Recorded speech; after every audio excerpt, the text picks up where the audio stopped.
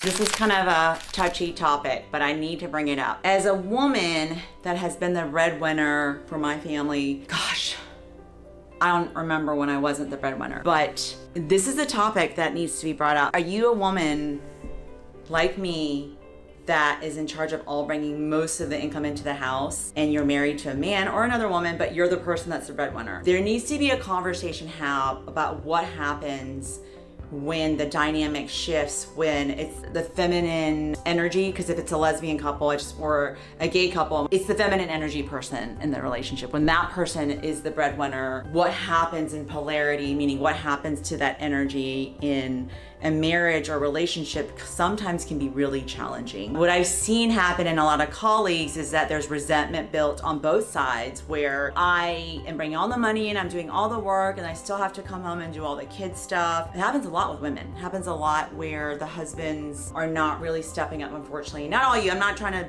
drag all you men down. My husband is amazing. It's been an interesting journey of navigating who does what and understanding each other's lanes, but also understanding at home, my husband leads at home. My husband is the masculine energy at home, and I know it's surprising when people hear that, but it's the truth. I don't make a lot of decisions at home. I don't want to make them. I have true decision fatigue from being at work all day.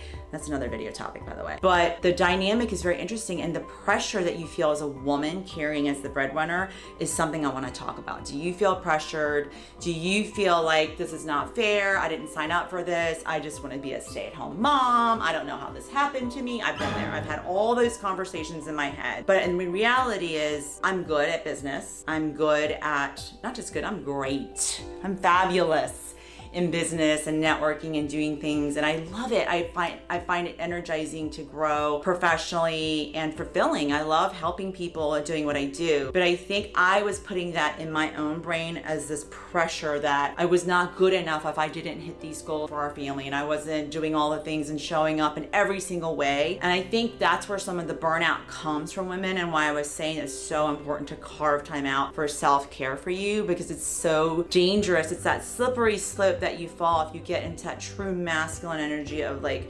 driving, have to sell, or I have to make the money for the family, and that weight, it can be so much on you. Because I remember feeling that way early on when I was in the medical sales world, that when we struggled financially because we were on a fixed budget with a W-2 income without any way to make extra money, even though I had bonuses, we were definitely, living paycheck to paycheck, and definitely trying to keep up with the Joneses with having the cars and the this and the that, and finding ourselves in that horrible cycle of debt and paying and living off our paycheck. It's a really a horrible thing in this world that happens to people. And if you find yourself in that pattern, you can change it. You just have to decide to make that change and focus on that. But for me, I was focusing on the lack of, it's not fair. I really want to challenge women that are in this place where they feel like it's not fair that I have to do this. Instead of saying that, to say, I get to be the breadwinner. We're privileged to have two people, and I get to do that, and my husband gets to help at home and help with our children.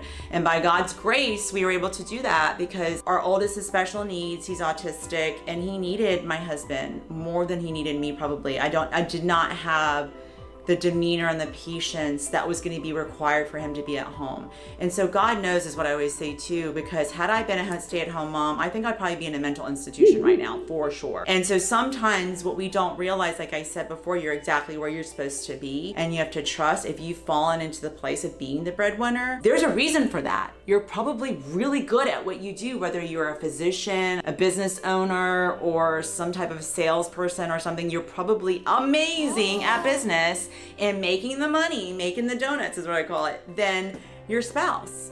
And the key is then making sure that you have equal vote in your homes where both people are valued. It's kind of a flip of when our stay-at-home mom versions in the 50s and the 40s and the olden days of like when my mom was at home, her role as a stay-at-home mom was not valued really. It was not a monetary value. But we all know, for moms that are out there, or if you pay for a nanny, you need that person there. The home person is probably the most crucial person. Like I always say, if Michael was not there, I would fall apart, because he keeps everything in place in order. He keeps our family in place.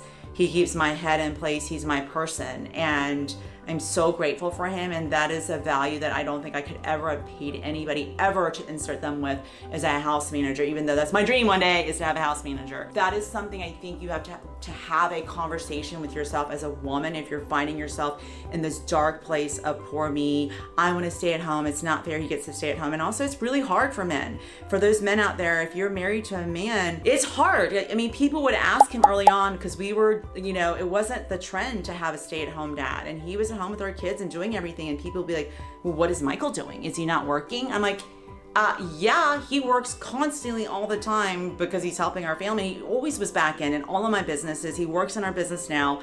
I don't know the way half of our stuff works in our office, because he does everything, plus the kids and the family, so he does everything. And I think it's really important to understand and respect that there is a value there, and that is a career in itself, but also understand in your family, every single family dynamic is different. And know, are you a woman, if this is to you, are you an empowered woman that wants to work and wants to serve in this way, or do you want to be at home? It's okay if you want to be at home. If you want to be at home and do a side business at home, do it. Don't make excuses and say you don't want to do it and this is the reason why I can't. I say figure a way that you can, and I'm telling you, it will empower you to change that story in your head, that instead of saying I have to do this, I get to do this. I get to be the breadwinner for my family. I feel really privileged. I get to be that example for my kids and my daughters and my son, that I'm a strong woman, and I also can be soft and nurturing at home for them and love them and be a good wife and do all of the things, right? We can be all of the things if we just give ourselves grace to do them, and also admit honestly what we want and what we don't want. So I hope you find that helpful. If you love this content, please like and subscribe. More to come, kind of going deeper on the personal journey as well, what in business, in life. And I'm here just to make you question, if you're an empowered woman, are you allowing yourself to be helpless, or are you taking charge and empowering yourself? You know what you want, and stand true in your power as a woman is what I would say, because it's very attractive when you can do that. Till next time, take care.